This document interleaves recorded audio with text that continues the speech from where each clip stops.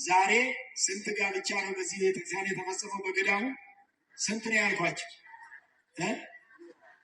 ይበዛል ያንሳል? ይበዛል ያንሳል? ይብዛ ከዚህ በላይ እግዚአብሔር ያብዛቸው። ያው ለበዙ ነው የተጋቡት። ብዙ ወተባዙ ወበለው ወለምድር ተብሎ የለም ብዙ ተባዙ። እስቲ በሉ ይሄን ቃል ብዙ ተባዙ ተባዙ ምድርንም ሙሉአት። ማን ነው ይሄን ቃል ያለው? እግዚአብሔር አምላክ ነው ያለው። ለማን ነው ያለው? ለአዳምና ለሔዋን ለመጀመሪያ ሰዎች። ዛሬ ደግሞ ለነዚህ ነው እግዚአብሔር ያለው። ለእናንተ ከዚህ ጀምሮ እስከዛ ያላችሁት፣ በዚህም ደግሞ ከዚህ ጀምሮ እስከዛ ላላችሁት እግዚአብሔር በሏቸው። እስቲ ምዕመናን ብዙ በሏቸው። ተባዙ ምድርንም ሙሉአት። አሜን ብሏል፣ ተቀብለዋል። ብዙ ተባዙ ምድርንም ሙሉአት ብሎ እግዚአብሔር ያላቸውን ትእዛዝ ነው የፈጸሙት። ዛሬ ይህ ትእዛዝ ነው የተፈጸመው። ይህ አምላካዊ ትእዛዝ ነው፣ የሰው ትእዛዝ አይደለም። የቅድስና ትእዛዝ ነው። ትዳር ማለት የቅድስና ህይወት ነው። የርኩሰት ህይወት አይደለም። የርኩሰት ህይወት አይደለም። ከተቀደሰ ትዳር የተቀደሱ ሰዎች ይገኛሉ። ከእናንተ የተቀደሱ ሰዎች እንዲገኙ እናንተ ትዳራችሁ ዛሬ በቤተ እግዚአብሔር አስቀድሳችኋል። ትዳራችሁን እግዚአብሔር ቀድሶላችኋል። ደስ ይበላችሁ። እናንተ ናችሁ እልል ማለት ያለባችሁ። ትዳራችሁን የቀደሰላችሁን እግዚአብሔርን ልታመሰግኑ የሚገባችሁ እናንተ ናችሁ። ሌላው ደግሞ እግዚአብሔር የእናንተን ትዳር ሲቀድስ አይቶ ነው እግዚአብሔርን እያመሰገነ ያለ። አመስግኑላችሁ። እንግዲህ ለማጠቃለል ምንድን ነው የሚለው? ሌሊት ስርዓተ ተክሊሉ ላይ ወይንም ደግሞ ስርዓተ ጋብቻው ላይ ሲነበብ የነበራችሁ አላችሁ፣ ያልነበራችሁ ደግሞ አሁን የመጣችሁ ትኖራላችሁ። ሌላም ቀን በቤተ እግዚአብሔር ወይ አጃቢ ወይም ሚዜ ሆናችሁ ገብታችሁ የሰማችሁ ወይንም በራሳችሁ ትዳር የሰማችሁ ትኖራላችሁና ምን ይላል?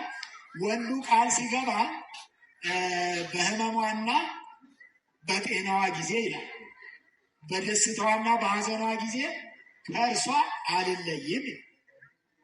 በተለያየ ምክንያት መከነ የሰነፈች የማይረባ ምክንያት በማመካኘት እስከ መቼ ነው አልለያትም ያለ? እስከ መቼ? እስከ ዕለተ።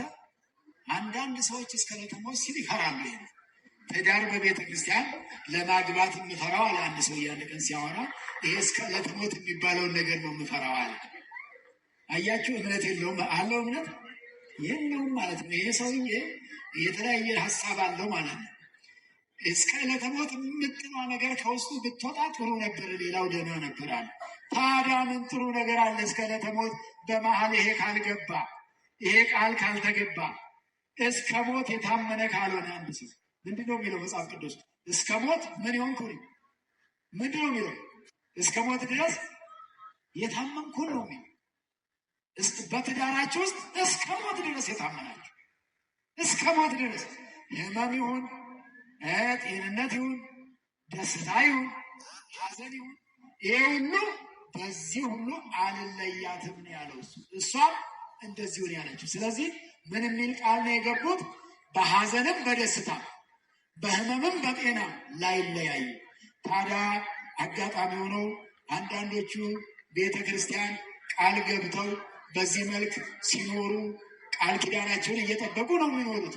ሌሎች በዓለም ያሉ ግን አጋጣሚ እንግዲህ እስከ በሐዘንና በደስታ ወይንም በጤናዋ ጊዜ በመገኘት ይልቅ ከመገኘት ይልቅ ህመም የሚሆኑ ሰዎች አሉ። ለትዳራቸው ህመም የሆኑ ሰዎች አሉ። በሽታ የሆኑ ሰዎች አሉ። ትዳራቸው ላይ እሳት የሆኑ በሽታ የሆኑ ሁልጊዜ በትዳራቸው ውስጥ ሲያስከፉ የሚኖሩ ሲያሳዝኑ የሚኖሩ እናንተ ይሄ እናንተን አይመለከታችሁ። በትዳራቸው ውስጥ እስከ ሞት ድረስ ተብሎ በሐዘንና በደስታ አልለያትም ተብሎ ጤና ለመንሳት ሳይሆን ጤና ለመሆን ነው። ሐዘን ለመሆን ሳይሆን ደስታ ለመሆን ነው ዛሬ ቃል የገባችሁት በእግዚአብሔር። አንተ ለእሷ ደስታ ልትሆናት፣ እሷም ለአንተ ደስታ ልትሆን ነው ቃል የገባችሁት። ይህን ቃል ጠብቃችሁ ለመኖር እንድትችሉ የወረቀት ቃል አይደለም፣ የእግዚአብሔር ቃል ነው። ምናልባት ወረቀት ላይ ተጽፏል፣ የጋብቻ ስርዓት ተዘጋጅቷል። እዛ ላይ የተጻፈው የሰው ሰራሽ ስራ፣ የሰው ጽሑፍ ስራ፣ በልባችሁ የተጻፈው ግን የእግዚአብሔር ቃል። ቃል የገባችሁት ለማን ነው? ለወረቀቱ ነው አይደለም። ለማንም አይደለም። ወይስ ለታነጸ ህንጻም አይደለም። ቃል የገባችሁት ለእግዚአብሔር ነው። ቃል ለእግዚአብሔር የገባ ሰው ደግሞ እግዚአብሔርን ያከብራል። ትዳራችሁን አክብራችሁ እግዚአብሔርን አክብራችሁ ለመኖር እግዚአብሔር ከእናንተ ጋር ይሁን። እንግዲህ ትዳር ማለት ትልቅ ተቋም፣ ትልቅ ድርጅት ተጠንቅቀው የሚመሩት ራስን በጸሎት ከእግዚአብሔር ጋር እያገናኙ የሚመሩት ከዓለማውያን ጎረቤት ሀሳብ የማይዋሱበት። አንዳንድ ሰዎች በቤተ ክርስቲያን ትዳር ይፈጽሙና ነገር ግን ዓለማዊውን ጠባይ ደግሞ ከዓለም ያመጡበታል። ዓለማዊ ነገር አይፈልግም። ዘፈንም አይፈልግም። የዓለም ጫጫታ አይፈልግም። ይህ መንፈሳዊ በመንፈሳዊ እንደጀመራችሁ እስከ ዕለተ ሞታችሁ በዚህ መንፈሳዊ ነው መሄድ የሚጠበቅባችሁ። ይሄን ነው ለእግዚአብሔር ቃል የገባችሁትና የገባችሁትን ቃል ጠብቃችሁ ለመኖር አምላካችን መድኃኒታችን ይርዳችሁ። እግዚአብሔር ይርዳችሁ ነው። ከዛ በመቀጠል እንግዲህ በታዕካ ነገሥት በዓታ ለማርያም ገዳማችን ያው የልማቱ ስራ በሚዲያዎቹ ሁሉ በሁሉም እየተነገረ እየተሰማ ያለ ነው። እዚህም መድረክ ላይ ደግሞ መምህራነ ወንጌል ሰባኪያነ ወንጌል ያስተላልፋሉ። እንደዚሁም ደግሞ አባቶች ካህናትም ይሄን ለመገንባት ይቻል ዘንድ አሁን ገንዘብ የማሰባሰብ ስራ ላይ ያለ ነው። ከአማካሪ ድርጅቱ ጋር ፊርማው ስለተካሄደ 1 ወር አይልቋል። ፊርማው ከተካሄደ 2 ወር ሲጨመር ግን ያው ቁፋሮ ነው የሚሆነው።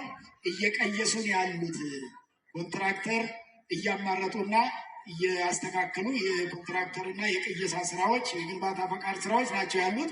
እሱ እንዳለቀ የካቲት ላይ ቁፋሮ ስለሚሆን የወረቀቱ ስራ እየተጠናቀቀ ስለሆነ፣ ነገር ግን የወረቀቱ ስራ ሲጠናቀቅ የገንዘቡ ነገር በወር ክፍያ ስለሚያስፈልግ ስለሚከብድ ከአሁኑ ገንዘብ ማሰባሰብ ስለጀመርን አካውንቶቹን ወደ እናንተ አድርሰናል። በቀደምም የአእላፋት ዝማሬ ላይ ታዕካ ነገሥት በዓታ ለማርያም ግንባታ ለበዓታ በሚል ልናግዛት ይገባል ብለው የማይበረ ባኮስ ኃላፊዎች ወይንም ደግሞ የማይበሩ የስራ መሪዎች ወይንም የአገልግሎቱ መሪዎች ጧፉ ለበዓታ እንዲሆን ብለው ያ ጧፍ እስከ ምሽቱ 5 ሰዓት ድረስ ሲሰበሰብ ተመሽቶ ወደ 2 አይሱዚ አካባቢ ነው የተሰበሰበው። በሚቻላቸው እንግዲህ 10 ጧፍ ይዘው ወደ መስቀል አደባባይ የሄዱት አንዱን እዛ አብርተው 9 ለበዓታ በማድረግ በእርግጥ ምዕመናኑ ላይ ሰው ከመጠን በላይ በዝቶ ስለነበረ በመጨናነቅ ወደ መስቀል አደባባዩ ላይ የሄደው ጧፍ ተሰባብሯል። እሱ ብዙም አገልግሎት አልሰጠም። የሆነ ሆኖ ከጧፉ በላይ ግንባታ ለበዓታ በሚል ማይበረ ባኮስም አግዛለሁ እንዳለ ሁሉ ሌላ ሁሉ ሊያግዝ ይገባልና በእውነት ቤታችንን ገዳማችንን ስላሰቡልን ለማይበረ ባኮስም እግዚአብሔርን አመስግኑላቸው። ክብርና ምስጋና ለአምላካችን ይሁን። ሌሎቻችሁም እንደዚሁ አሁን የገንዘብ ማሰባሰቡ ስራ ላይ አካውንቱ የወሰዳችሁ ባለፈው በንግድ ባንክና በአባይ ባንክ ላይ ነው ያለው። አሁን እሱን ምናልባት እስከዛሬ ያልያዛችሁ ካላችሁ እሱን አስይዛችሁና ፕሮግራማችንን የምናጠቃልል ነው የሚሆነው።